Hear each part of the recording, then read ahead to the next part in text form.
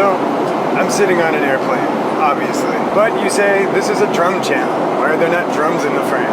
Don't tell me you're doing a cocktail gig by the galley. Nope. Today, I want to talk about when it's okay to criticize others on YouTube. And this airplane provides the perfect setup to talk about one instance that illustrates my point perfectly. Travel vloggers. But first, let's back up.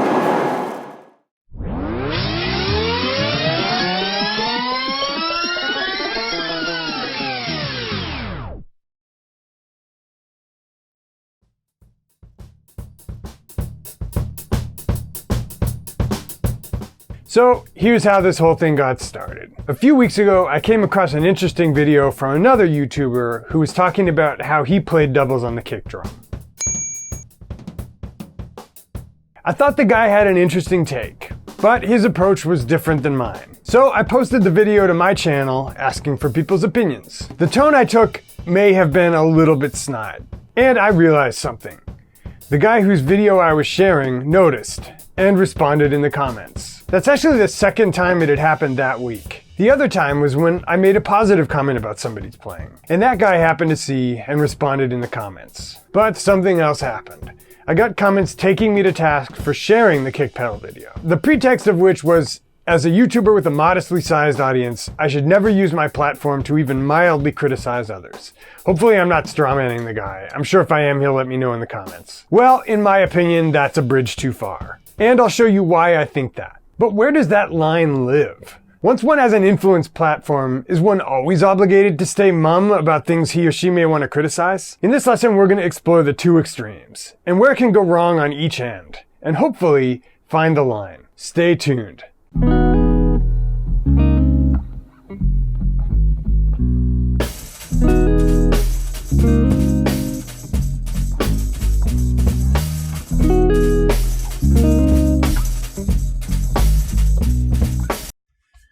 Japan B-roll 1.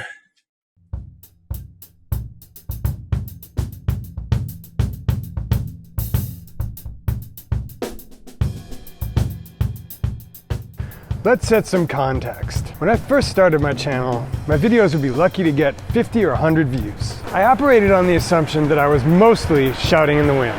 And I had some candid opinions about the way drums were being taught, and didn't think twice about sharing them. The idea that a person I referenced in a lesson might be watching was a totally foreign idea to me.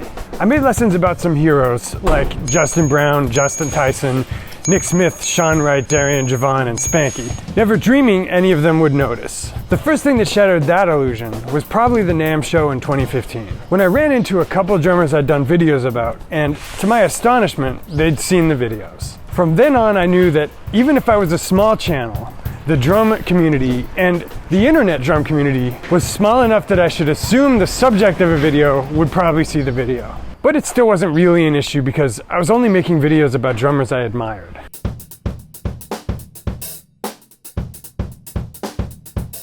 My first inkling that words might hurt people, or embarrass myself, came about 2 years later in this very studio. I had a neighbor in the adjacent practice room who used to practice at the exact same time I was filming. And in several lessons, I would poke fun and make dark jokes about having to record with a background track. And I'll admit, some of it was a little mean-spirited, but I never thought in a million years it would hurt anybody. That illusion got shattered when one day I left my phone charger at home and needed a charge at the practice studio. Seeing that the room next door was unlocked, I knocked on the door and asked the guy to borrow his charger. He was super gracious and let me borrow his. That's when he called me by name. "Have we met before?" I asked. Nope. It turned out he had watched the channel.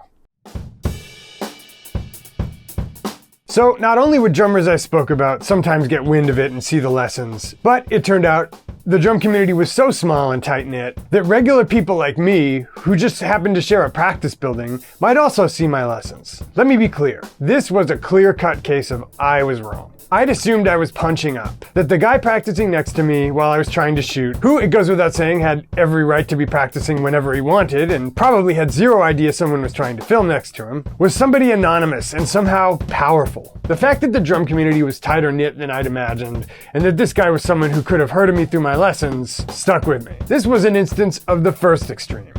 A clear-cut case when I should have kept my mouth shut. And I'd like to think I've learned my lesson, at least a little. Last month, making a video about locking up with a band, I was tempted to share a clip of a high school band that wasn't locking up very well. Then it occurred to me, these guys are just getting started, somebody might see it. It was just mean-spirited. We should be encouraging new members to the music family, not tearing them down when they're just getting started. And yes, I'm aware I'm kind of big-upping myself by telling the story of how I apparently did a good thing. It's only to illustrate that I'm trying and that hopefully I'm learning. But what about the travel vloggers? We'll get deeper, but let's talk about just one, Josh Cahill, who, in keeping with the theme of this lesson, I should assume is watching. Hi Josh, big fan. But sorry bro, I gotta give you some constructive criticism. Travel vloggers are a great test case for the tension I'm exploring in this lesson, between running my mouth and potentially hurting people, and another extreme which I'll talk about later on. Josh Cahill is the dude who got trapped in the airport terminal in Beijing in a real-life terminal sort of scenario and documented the whole thing minute by minute. Born in Australia and having grown up in Germany, Josh has a dry wit and a penchant for honesty. Basically, Josh is my kind of cat, and his brutally honest airline reviews have endeared him to fans. If you don't have a VPN, there is very little Western websites you can access. Not only do you know he's not going to pull any punches, he's going to share all of his real, authentic experiences. And the breakfast was anything but good. You're also looking forward to the drama and hijinks that are about to unfold. It's a little like watching Jackass. But Josh's famous candor has backfired too. I was like, I'm a paying customer. Have I mentioned Japan Airlines is excellent?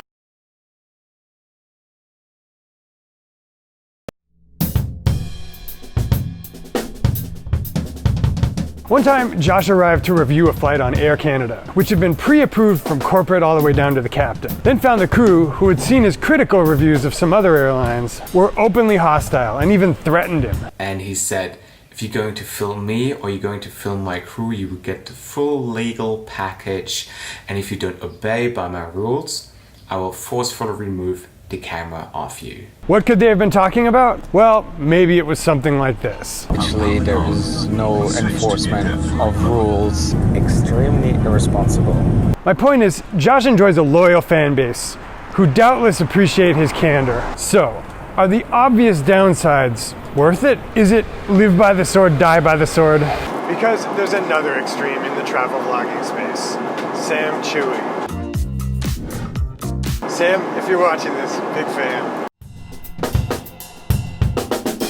Josh and some other vloggers like Nonstop Dan, so far I'm not a huge fan, made their bones shooting from the hip and not shying away from calling it as they see it. They also take pride in paying for their own flights and hotels, either using miles or directly out of pocket. And as I mentioned, they pay the price for their candor. Both have faced irate flight crews who threatened them if they didn't stop filming, even after they obtained official permission. But Chui is the other extreme. Airlines, hotels, even aircraft manufacturers like Airbus and Boeing welcome Sam with open arms. He's one of the only travel vloggers with cockpit access. Are you starting to gather that I've got a secret hobby watching a ton of travel YouTube vloggers? And airlines have given him everything from chauffeured limos to cake. Sam gets access to report on and review things that are off limits to the likes of Josh Cahill and Nonstop Dan. Full motion 787 simulator. Why? I think you know where this is going. Sam accepts gifts from the airlines. He's open about it, but he's got a different relationship with those companies than Josh, Nonstop Dan, and some of the other travel vloggers do. And it shows in his videos. He's critical in some instances, but he's not going to take it as far as Dan and Josh. So back to the drums. Is there ever a reason to be critical of others in public? By the way, have you noticed I'm using airline reviewers and not drum YouTubers to illustrate my point? It's not just because I like to travel. Remember the guy who left a comment, is he right? Is it never a good idea to share a candid opinion about somebody else in the drum or music community? Well, let's start at the extremes. I think someone who's actively hurting people, like the character I termed Mussolini in my Practice Space episode, is probably fair game, especially since he's anonymous. Here's some other people I won't lose sleep over criticizing. Anyone who's committing fraud, anybody who's lying to people about something consequential that's gonna hurt them, etc.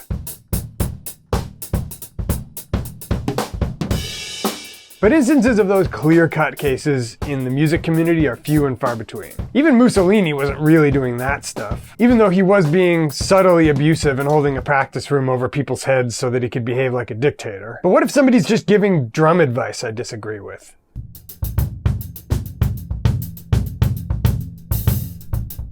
Well, Sam Chui, and by the way, I'm not sure that's how his parents pronounce his last name, but that's how he himself pronounces it on his channel. Anyway, Sam's the test case, because he doesn't really offer anything other than mild critiques. United seats are a little small. Delta has the screen a little close. But he's not going to call out an airline the way Nonstop Dan did. Last summer, Dan put it all on the line to challenge one of the biggest, richest airlines in the world for a practice he saw as wrong. If you're paying a premium to fly Qatar or fly Q Suite, the odds of you getting ripped off and not getting what you paid for are quite significant. I was cheering from my seat watching because, and there's a reason I'm saying this from the street and not still from the seat in JAL, I think we've all experienced slights from the airlines. Just for instance, last year a gate agent almost made me check my bag when I had my dog in a carrier, even though downstairs they'd assured me it would be no problem. And my wife had just gone through with her bag and her dog. Then, deciding I wasn't worth the hassle, she changed her mind and let me through. Totally arbitrarily. Not a big deal, but just a token example of the subtle abuse we all take. My point is, most of us are utterly powerless in those situations. File a complaint? Good luck, buddy. Never gonna fly us again? Sure thing. United's right across the hall. We'll see you back here in less than a year. In that moment, when you have to get on the flight, they're a dictatorship. But Dan had a platform to make a difference. Full stop. Can we get some inspirational music for a sec? Dan had the platform to make a difference. He commands an audience large enough to move the needle for an airline like Qatar, and he's doubtless sent them tons of business over the years. And Dan did not shy away. He struck a blow. For all of us. Firstly, Qatar Airways is infamous for equipment changes, and they're completely savage about how they handle it. And took a huge risk. Qatar could have banned him, or he could have suffered a similar backlash to that Josh Cahill suffered. Josh, who by the way might be officially banned from China as far as we know. But it just so happened that's not what happened. The CEO of Qatar reached out and asked Dan's help in making the airline better. My eyes were getting dewy just thinking about it. The point is, Sam Chui, and I love you, Sam, Sam's never gonna be the dude that goes to battle with the airlines for us. And without those guys, I'm not sure things ever get better. So there's at least theoretically a downside to never being candid in your critiques. You're not truly putting skin in the game for your audience. Like Sam Chui, who, I have to emphasize, nevertheless has an excellent channel and shows us things that others aren't able to. You're not risking anything. So they're not gonna come to you when they need an opinion they can trust on a difficult, hard to talk about subject. But there's something else I haven't talked about, and it's a huge component in all of this. Last March, I released a lesson criticizing another drum channel. I had fire and vinegar. I felt like I was David and this other channel was Goliath. Like I was Nonstop Dan and they were the mighty multinational Qatar Airways, the 6th largest airline in the world by destinations served. But now I'm not so sure. Which brings me to my last point. Punching up versus punching down. Sure, sometimes it's important to criticize others in public, but generally only when they have the power to affect people negatively, and the people they're affecting don't have very much power to fight back. Qatar Airlines had exactly that power, and for the record, it sounds like they're turning it around. So we could say Nonstop Dan's review was punching up. As were some of Josh Cahill's more controversial reviews. Even if, by changing a word or two or adding some context, he could have been just as honest but not provoked quite such a backlash. But after the response I got over the lesson I just mentioned, and the small backlash it provoked, I've come to think that maybe I was punching down. So, have we learned anything?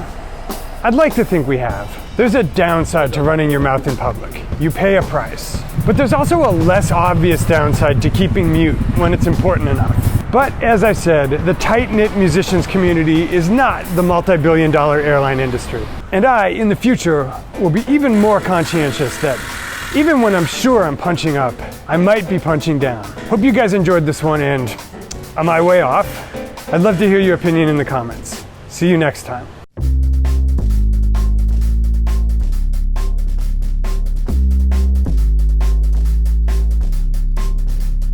Japan lesson, window speaking.